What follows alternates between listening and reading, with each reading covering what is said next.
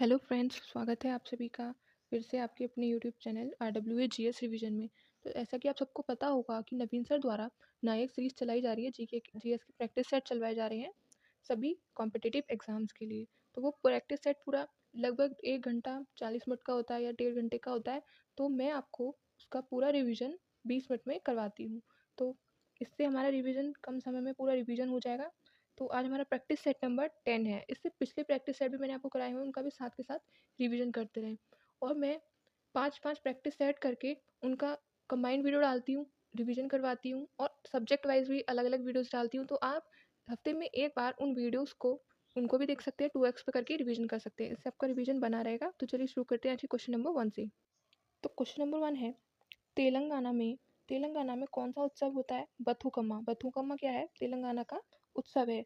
अन्य उत्सव कौन कौन से? बोनालू, बलाई, मेदनाम जतारा, नगोवा जतारा, सकम्मा सरक्का और दुन्मा पोथालू। तो ये सभी किसके? तेलंगाना के उत्सव हैं। कौन कौन से? बथुकम्मा, बोनालू, बलाई, मेदराम जतारा, नगोवा जतारा, सकम्मा सरक्का और दुम्या पोथला। नेक्स्ट, तमिलनाडु। तमिलनाडु के उत्सव कौन कौन से? चिथराती और थाईपुसम। चिथराती और थाईपुसम। नेक्स्ट, केरल के कौन कौन से? केरल के त्रिशूर पूरम और पूसुम। उड़ीसा के राज पर्व और Baliya Jatra. Next, question number 2, Theyyam. Theyyam Kerala की एक धार्मिक कला शैली है। तेय्यम क्या है? केरल की एक धार्मिक कला शैली है। केरल की अन्य कौन कौन सी हैं? तो कुशनाटम और चचिटट्टू नाटकामी। ये किसके हैं? सभी केरल के हैं। और तालम टाल, ये कहाँ के हैं? केरल और कर्नाटक। केएल मतलब केरल और केएन मतलब कर्नाटक। पिल्लू पाठ, ये केरल और तमिलनाडु की धार्मिक कला शैलियाँ हैं। गुजरात की कौन सी शैली हो गई? गरोड़ा शैली। आंध्र प्रदेश की बुकरिया और ओगू कथा। और यूके की क्या है? रम्माण। नेक्स्ट है question number 3, speaking truth to power my alternative view. ये किसकी बुक है? ये पुस्तक किसके द्वारा लिखी गई है? तो पी चिदम्बरम की बुक है ये। नेक्स्ट, टू सेंट्स किसकी पुस्तक है? तो ये अरुण शौरी की पुस्तक है। नेक्स्ट, इंडिया अनमेड किसकी पुस्तक है? तो ये यशवंत की पुस्तक है। आई विटनेस, ये कपिल सिब्बत की पुस्तक है। थॉट्स एंड रिफ्लेक्शन, ये किसकी पुस्तक है? तो ये प्रणब मुखर्जी की पुस्तक है। नेक्स्ट है सिटीजन एंड सोसाइटी, ये किसकी पुस्तक है? तो ये हामिद अंसारी की पुस्तक है। राइज इंडिया किसकी है? प्रतिभा पाटिल की। माई टाइम माई लाइफ, ये शीला दीक्षित की है। चेंजिंग इंडिया मनमोहन सिंह की। Heads and tails Maneka Gandhi की। नेक्स्ट है क्वेश्चन नंबर 4, सेंसस 2011, जनगणना 2011। 2011 की जो जनगणना थी उसमें सर्वाधिक जनसंख्या घनत्व राज्यों में किसका था? किसका था? बिहार का। कितना? 1106 व्यक्ति प्रति वर्ग किलोमीटर। सेकंड नंबर पे कौन सा था? तो सेकंड नंबर पे था वेस्ट बंगाल, 1028 व्यक्ति प्रति वर्ग किलोमीटर। नेक्स्ट, यूटी में यूटी में सबसे कम किसका था? तो अंडमान एंड निकोबार का 46 व्यक्ति। और राज्यों में सबसे कम जनसंख्या घनत्व कहाँ का था? तो अरुणाचल प्रदेश, यहाँ पर केवल 17 व्यक्ति प्रति वर्ग किलोमीटर ही जनसंख्या घनत्व था। Next, question number 5, Lovlina Borgohain. Lovlina Borgohain किस खेल से संबंधित है? तो ये मुक्केबाजी से संबंधित है। मुक्केबाजी की खिलाड़ी है। नेक्स्ट पॉइंट, ओलंपिक में इंडियन बॉक्सिंग विजेंद्र सिंह ने 2008 में कांस्य पदक जीता था ओलंपिक में। मैरी कॉम ने 2012 में कांस्य पदक जीता था। किस कैटेगरी में? 51 किलोग्राम वाली कैटेगरी में।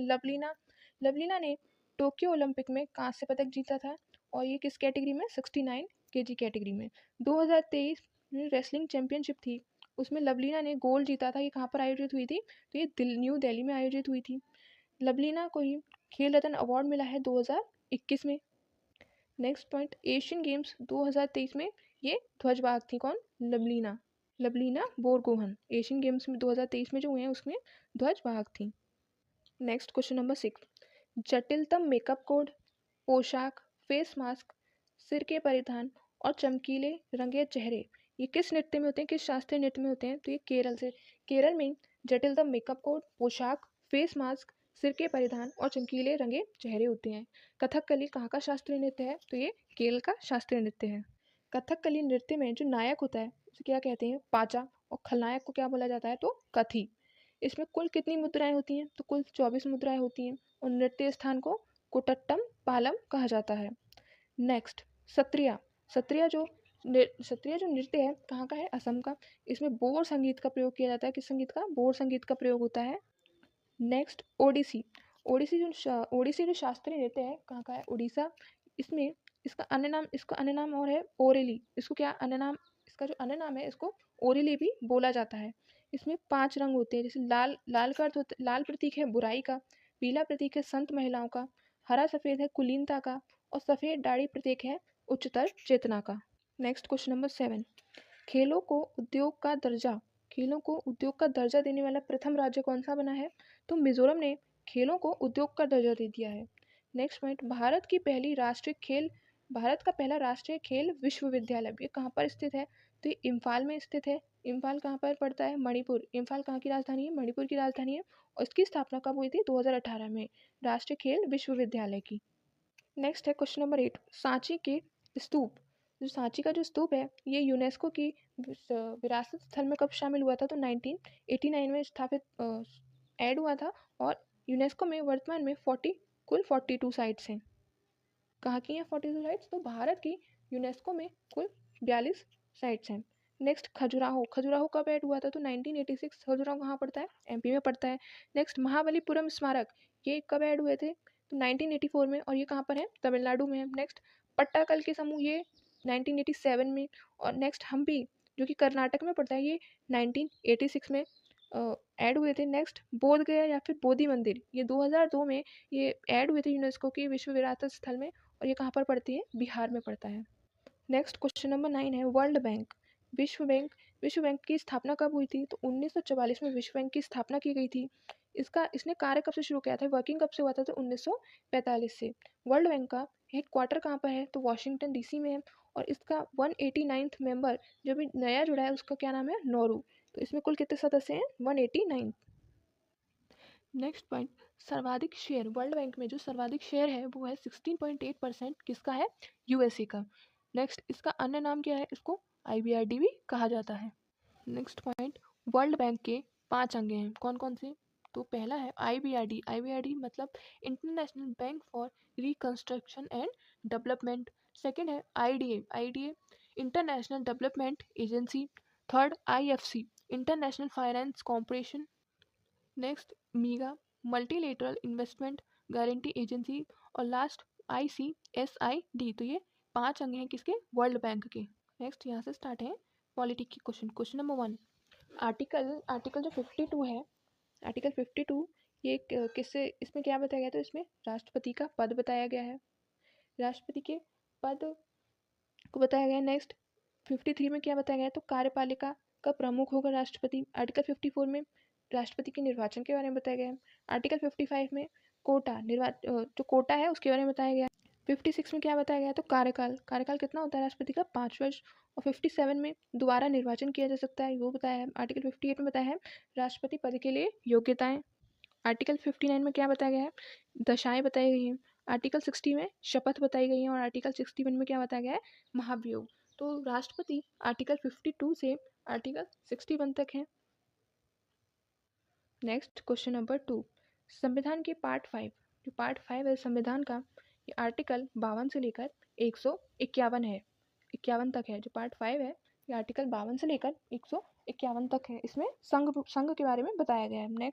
नेक्स्ट है संसद को आर्टिकल 79 में उल्लिखित किया गया है। नेक्स्ट संघ न्यायपालिका ये किसमें बताया गया है? आर्टिकल 124 में। नेक्स्ट भारत के नियंत्रक और महालेखा परीक्षक ये आर्टिकल 148 में इनका वर्णन किया गया है। नेक्स्ट है क्वेश्चन नंबर 3, आर्टिकल 63। आर्टिकल 63 किससे संबंधित है? तो ये उपराष्ट्रपति के पद को बताता है आर्टिकल 63। आर्टिकल 64 में सभापति मतलब कि राज्यसभा का पदेन सभापति होगा उपराष्ट्रपति। आर्टिकल 65 में कार्य बताए गए हैं उपराष्ट्रपति के।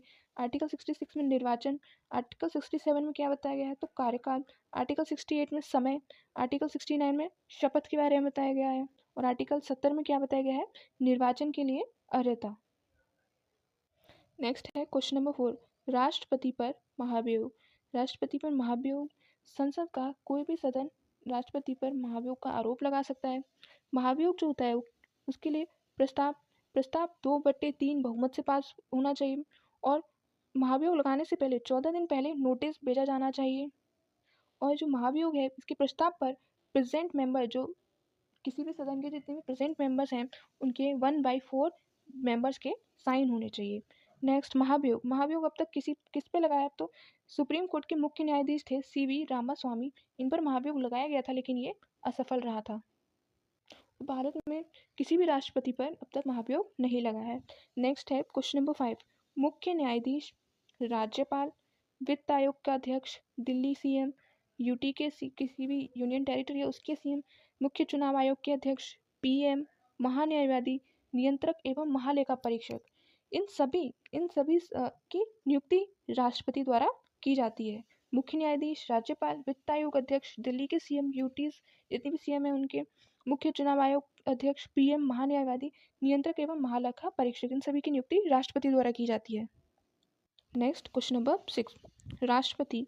राष्ट्रपति के जो चुनाव होता है अप्रत्यक्ष रूप से चुनाव होता है। अप्रत्यक्ष चुनाव क्या होता है कि उसमें जनता डायरेक्ट भाग नहीं लेती है।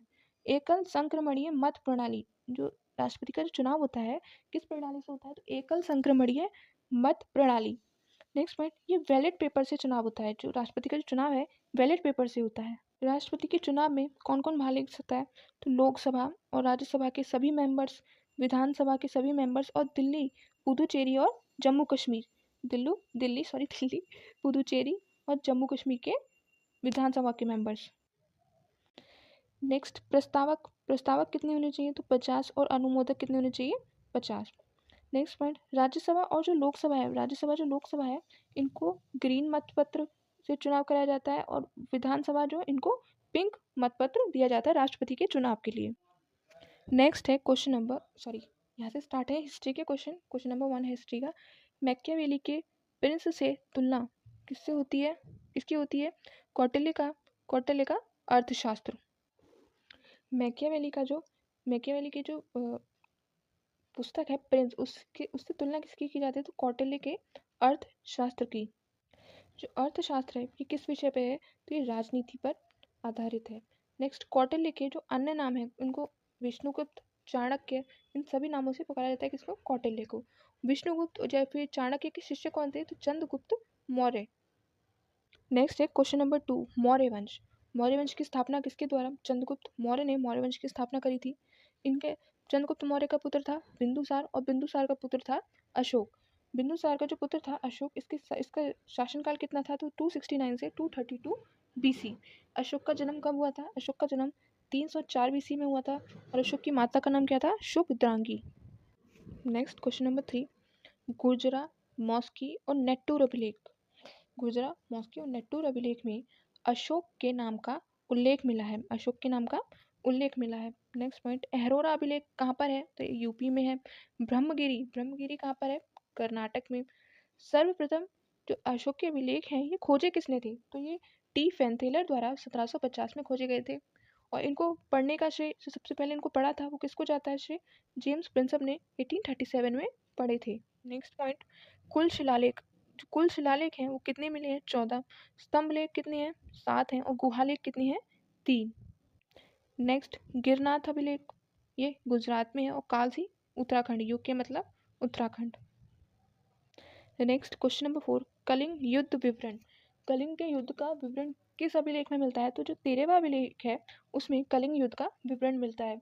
कलिंग युद्ध 261 BC में दया नदी के किनारे हुआ था और किसके विरुद्ध, अशोक ने किसके विरुद्ध लड़ा था, ये पद्मनाभ के विरुद्ध लड़ा था। जो कलिंग है ये वर्तमान उड़ीसा में स्थित है और राजधानी क्या थी उस टाइम में, जो कलिंग युद्ध हुआ था तो कलिंग की राजधानी क्या थी, तो तोसली राजधानी थी। नेक्स्ट क्वेश्चन नंबर 5, मौर्य काल में जो एग्रोनोमई अधिकारी था, जो एग्रोनोमई बोला जाता था वो किसका अधिकारी था, तो मार्ग निर्माण, नदी और कृषि का जो अधिकारी था उसको क्या बोला जाता था, एग्रोनोमई। नेक्स्ट, इंडिका जो पुस्तक है इंडिका, इसके लेखक कौन है, मेगास्थनीज हैं और इसमें मौर्य प्रशासन के बारे में बताया गया है। मौर्य प्रशासन में 2 अधिकारियों के बारे में बताया गया है, उल्लेख हुआ है इस पुस्तक। तो पहला तो है एग्रोनोमई नदी या कृषि मार्ग निर्माण से, और एक था एरिस्टोनोमई, ये व्यापार, ये किसका अधिकारी था, ये व्यापार का अधिकारी था। सीताध्यक्ष ये कृषि अधिकारी था। पुरोहित मुख्य पुजारी को कहा गया है और धर्मी अधिकारिन ये न्यायिक अधिकारी को बोला गया है। नेक्स्ट अब यहाँ से स्टार्ट है ज्योग्राफी के क्वेश्चन। क्वेश्चन नंबर 1 है, अरावली पर्वत की सबसे ऊंची चोटी कौन सी है? अरावली की जो पर्वत श्रेणी है अरावली, इसकी सबसे ऊंची चोटी कौन सी है? तो क्या नाम है उस चोटी का? गुरु शिखर। और ये कितनी ऊंचाई है इसकी? 1722 मीटर। ये एक प्राचीन श्रेणी है जो अरावली पर्वत श्रेणी है। कहाँ कहाँ पर? ये दिल्ली, हरियाणा, राजस्थान और गुजरात। दिल्ली, हरियाणा, राजस्थान, गुजरात में फैली हुई है अरावली श्रेणी। अरावली श्रेणी का ही एक भाग है रायसीना हिल्स। इसी पर जो राष्ट्रपति भवन है ये रायसीना पहाड़ी पर ही बना हुआ है। नेक्स्ट क्वेश्चन नंबर 2, बेम्बानाड झील कहाँ पर स्थित है? तो ये केरल में स्थित है और ये भारत की सबसे लंबी झील है, 96.5 किलोमीटर। नेक्स्ट तमिलनाडु। तमिलनाडु में कौन कौन सी झील है? पुलिकट झील और शोलावरम। कर्नाटक में है वेलांदूर झील। आंध्र प्रदेश में है कोलेरू झील। तेलंगाना में कौन कौन सी झीलें हैं? तो हुसैन सागर और नागार्जुन। नेक्स्ट महाराष्ट्र में कौन कौन सी है? तो लोनार और पोबई। नेक्स्ट राजस्थान में जयसमंद और फतेह सागर। यूके मतलब उत्तराखंड में भीमताल और राकसताल। हिमाचल प्रदेश में रेणुका और Chandratal. Next question number 3 geography का, होगेन नक्कल जलप्रपात ये कहाँ पर है? तो ये तमिलनाडु और कर्नाटक के बॉर्डर पर है। और किस नदी पर है ये जलप्रपात? कावेरी नदी पर। नेक्स्ट पॉइंट, शिव समुद्रम जलप्रपात कौन था? शिव समुद्रम जलप्रपात, ये भी किस नदी पर है? ये भी कावेरी नदी पर है। और ये एशिया का पहला जल विद्युत ग्रह बना है 1902 में। नेक्स्ट कुचिकल, कुचिकल जलप्रपात जिसकी हाइट कितनी है? 455। इसलिए हाईएस्ट, ये इंडिया का सबसे ऊंचा ऊंचा जलप्रपात है। किस नदी पर? बाराई नदी, जो कि कर्नाटक में है। नेक्स्ट क्वेश्चन नंबर 4, दक्षिण भारत की एकमात्र गोखुर झील कौन सी है? गोखुर झील कौन सी है? तो चापाकार झील, जो कि कहाँ पर है? केरल में। और ये सबसे तो दक्षिण भारत की एकमात्र गोखुर झील कौन सी है? चापाकार झील, केरल में है। नेक्स्ट क्वेश्चन नंबर 5, भारत का सबसे बड़ा वन्य जीव अभयारण्य कौन सा है? भारत का सबसे बड़ा वन्य जीव अभयारण्य तो कौन सा है? कच्छ, जो कि कहाँ पर है? गुजरात में। और इसमें ये किसके लिए प्रसिद्ध है? जंगली गधे के लिए प्रसिद्ध है। नेक्स्ट, सबसे छोटा वन्य जीव अभयारण्य कौन सा है? तो बोर, ये कहाँ पर पड़ता है? महाराष्ट्र में पड़ता है। किसली, किसली वन्य जीव अभयारण्य कहाँ पर है? ये एमपी में पड़ता है। नेक्स्ट पेपार, पेपार भी एमपी में पड़ता है। नेक्स्ट खिजड़िया कहाँ पर? गुजरात में है। वारन वापारा ये कहाँ पर है? छत्तीसगढ़ में है। पेबीतोरा असम में। कोरेगा आंध्रा में। और गहरमाथा उड़ीसा में। और ये कछुए के लिए जाना जाता है। नेक्स्ट अब यहाँ से स्टार्ट है इकोनॉमिक्स के क्वेश्चन। क्वेश्चन नंबर 1 है, आई डू व्हाट आई डू ये जो बुक है ये किसकी है? तो ये रघुराम राजन की है। और इन्हीं की एक बुक है the third pillar. I do what I do और द थर्ड पिलर, ये किसकी बुक है? रघुराम राजन की बुक्स हैं। नेक्स्ट, विमल जालान, विमल जालान की पुस्तकें कौन कौन सी हैं? इमर्जिंग इंडिया और the future of India. Emerging India और the future of India. Next question number 2, RBI, RBI का जो एक्ट है reserve bank of India, RBI reserve bank of India की स्थापना 1934 के एक्ट द्वारा की गई है। नेक्स्ट, आरबीआई से इम्पोर्टेंट एक्ट हैं कौन कौन से? बैंक कार्य विनिमय अधिनियम, ये कब आया था? 1949 में आया था।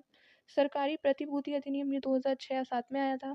भारतीय सिक्का अधिनियम, ये 2011 में आया था। और पीएसएस एक्ट, ये कब आया था? ये 2007 में आया था। नेक्स्ट क्वेश्चन नंबर 3, वित्तीय स्थिरता रिपोर्ट प्रकाशित किसके द्वारा की जाती है? तो आरबीआई द्वारा, रिजर्व बैंक ऑफ इंडिया द्वारा प्रकाशित की जाती है। ये एक द्विवार्षिक रिपोर्ट है। और ये जून 2023 में 27वीं रिपोर्ट पेश की गई थी, वित्तीय स्थिरता report. Next question number 4, SIDBI, SIDBI का जो हेडक्वार्टर है ये कहाँ पर है? लखनऊ में है। और इसकी स्थापना 2 अप्रैल 1990 को की गई थी। ये किस एक्ट के द्वारा? तो एक्ट 1988 द्वारा। नेक्स्ट पॉइंट, सिडबी के वर्तमान अध्यक्ष कौन है? तो एस शिव सुब्रमण्यम रमन, ये किसके? एस सिडबी के वर्तमान अध्यक्ष हैं। लखनऊ में उसका हेडक्वार्टर है।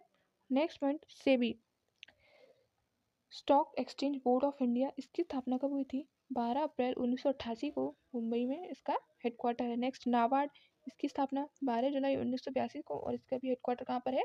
मुंबई में है। Next, Exim, Exim export import, ये 1 जनवरी 1982 को इसकी स्थापना हुई थी। कहाँ पर? मुंबई में इसका हेडक्वार्टर है। नेक्स्ट यहाँ से स्टार्ट है इकोनॉमिक्स के क्वेश्चन। क्वेश्चन नंबर 1 है, निर्वात में प्रकाश की चाल कितनी होती है? निर्वात में प्रकाश की चाल कितनी होती है?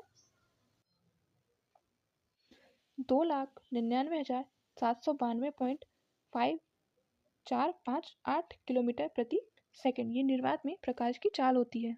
Next question number 2, romer scale. Romer scale है, इसका प्रयोग किसके लिए किया जाता है? तो तापमान के लिए नापने के लिए प्रयोग किया जाता है।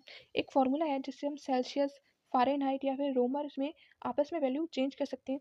C/5 is equal to F-32/9 is equal to R/5। अगर वैल्यू सेल्सियस में और फ़ारेनहाइट में दी है तो इतना इतना यूज़ कर लो यहाँ से यहाँ तक, और जो भी वैल्यू दी है उसको रख के हम किसी में चेंज करवा रहा हो उसकी वैल्यू हम निकाल सकते हैं। नेक्स्ट क्वेश्चन नंबर 3, जब थकान होती है, जब मनुष्य को थकान होती है तो उसकी मांसपेशियों में कौन सा एसिड जम जाता है? तो लैक्टिक अम्ल। जब थकान होती है तो लैक्टिक एसिड जम जाता है। Acetic acid, acetic acid CH3COOH acetic acid, ये सिरके में पाया जाता है। और लैक्टिक अम्ल, जब थकान होती है तो हमारे मांसपेशियों में लैक्टिक अम्ल जम जाता है। क्वेश्चन नंबर 4 है, चांदी की वस्तुएं हवा के संपर्क में काली किसके कारण हो जाती हैं? तो सल्फर के कारण चांदी की वस्तुएं हवा के संपर्क में आने से काली पड़ जाती हैं। नेक्स्ट है क्वेश्चन नंबर 5, मानव शरीर में पित्त उत्पादन कौन करता है? तो यकृत, यकृत यानी लिवर द्वारा मानव शरीर में पित्त उत्पादन किया जाता है। और यकृत शरीर की सबसे बड़ी ग्रंथि है। शरीर की सबसे बड़ी ग्रंथि कौन सी है? यकृत या फिर लिवर। नेक्स्ट क्वेश्चन नंबर 6, हृदय। हृदय में किसके हृदय में 4 कक्ष होते हैं? तो पक्षियों के हृदय में हृदय के 4 कक्ष होते हैं। 2 कक्ष छिपकली के हृदय में कितने कक्ष होते हैं? तो 3 कक्ष होते हैं और पक्षियों के हृदय में 4 है। Next question number 7, mycology. Mycology में किसका अध्ययन होता है? तो कवक का अध्ययन होता है। माइक्रोबायोलॉजी में प्रोटोजोआ का अध्ययन।